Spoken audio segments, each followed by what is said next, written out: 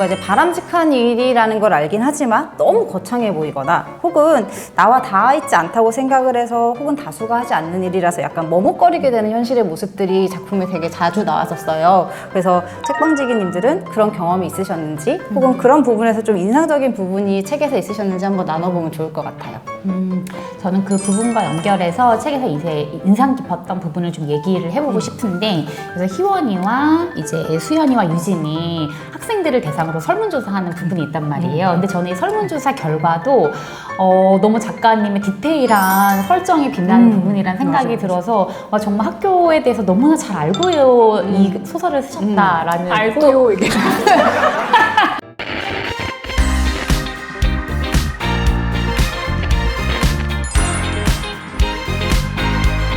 그래서 이 세 명의 학생이 이제 세 가지 질문에 대해서 학생들에게 이제 조사를 받아요. 첫 번째는 나는 채식이 필요하다고 생각한다? 그렇지 않다. 두 번째는 나는 우리 학교 채식의 날에 채식이나 식단에 만족한다? 불만이다. 그리고 세 번째는 그렇다면 지금은 현재는 월 1회 채식을 하고 있는데 이것이 충분하다, 부족하다 이 세 가지 항목에 대해서 설문조사를 하는데 이제 생각보다 채식이 필요하기도 하고 나는 채식 식단에 만족하지만 그렇지만 채식 식단을 늘리는 건 월 1회로 만족한다. 더 늘리고 싶진 않다.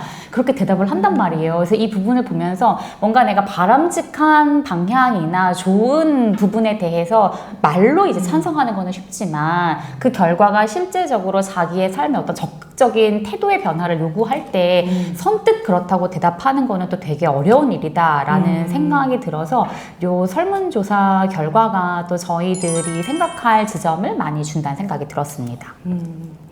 저도 재훈님 말씀 들으니까 저는 수업에서 제가 직접 경험을 했었는데 이제 아이들하고 동물권 관련된 수업을 할 때였는데 그때 또 하필 4교시였어요. 점심시간 전 시간이었는데 아이들하고 이제 동물 실험, 그 다음에 동물원, 모피에 대해서는 아이들이 반대한다고 막 손을 들었었거든요. 근데 채식, 그러니까 육식에 찬성하느냐라는 얘기를 들었을 때 애들이 눈치를 보면서 육식에는 찬성을 한다고 다수가 손을 드는 거예요. 그래서 그 모습을 보면서 아 이게 동물 실험, 모피, 동물원 같은 건 나와 닿아 있지 않거나 좀 윤리적으로 좋은 얘기니까 생각하고 손을 들 수 있는데 당장의 육식은 다음 시간에 내가 밥을 먹게 되는 나와 닿아 있는 일이라서 그리고 또 주변의 친구들이 너 오늘 점심에 못 나오는데 안 먹을 거야? 이런 눈빛으로 보고 있는 그 주변의 시선 그런 것들이 되게 많은 영향을 준다는 생각이 들었어요. 그래서 그런 맥락에서 이 책에서 저는 인상적이었던 부분이 처음에 유진이가 희원이가 고기를 못 먹어서 도시락 싸운다라는 얘기를 듣고 이제 우리도 가끔 도시락 싸울까? 라고 했을 때 수연이가 정말 한 번의 고민 없이 좋아? 라고 얘기를 해주거든요.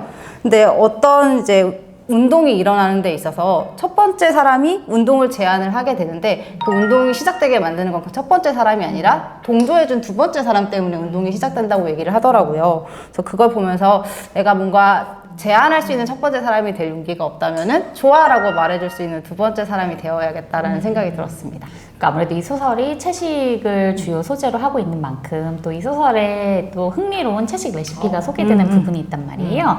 그래서 두 책방지기님께서는 시청자님들께 추천해드리고 싶은 또 식물성 음식이 있는지 궁금합니다.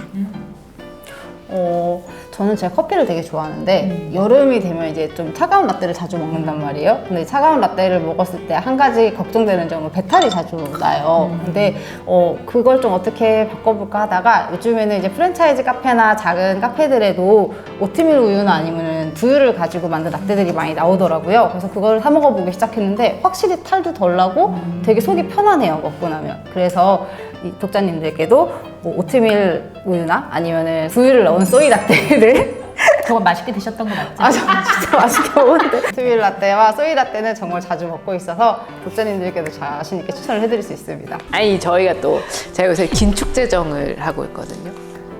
재정 상태 저희가 알아야 되나요? 긴축재정을 해서 제가 요새 밖에서 커피를 사 먹으려면 내가 너무 돈이 없어 라고 생각을 하고 있는데 여러분 혹시 저와 같이 긴축재정을 하고 있는 분이 계시다면 그 집에서 소이라떼를 만들고 싶으면 저는 그 메일 유업에서 나오는 99 두유가 있어요.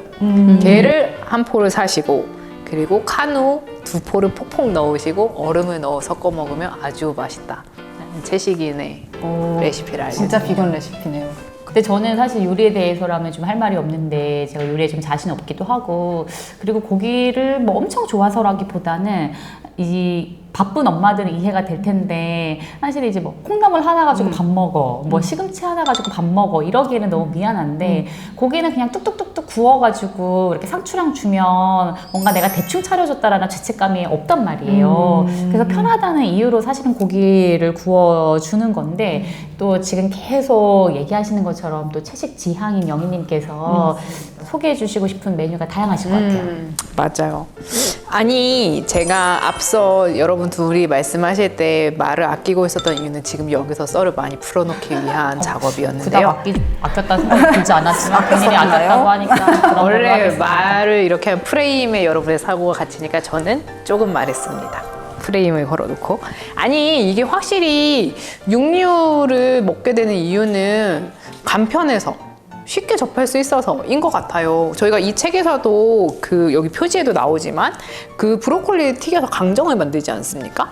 그러니까 이게 비슷한 음식을 만들면 비슷한 느낌이 나서 반드시 육류는 아니어도 된다라는 걸 보여주는데 전 약간 채식 음식을 먹는 게 이런 준비를 하기까지의 나의 그 마음의 안정과 평화 이거를 좀 상징하는 것 같아서 여러분들이 꼭 자신을 위해서 그 채식 음식들, 그러니까 손쉽게 하는 후루룩 할 수 있는 육식 요리가 말고 아니라 무슨 야채가 지금 무슨 채소가 지금 제철인지 어떤 조리법이 좋은지 이런 거 좀 찾아보셔서 하는 게 되게 좋은 힐링의 시간이 된다라고 권해드리고 간편하게 접할 수 있는 건 비건 만두인데요.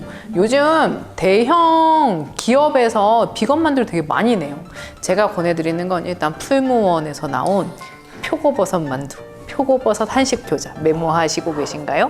표고버섯 한식 교자와 동원에서 나온 채식 만두가 있는데 동원의 만두는 두부 맛이 강해요.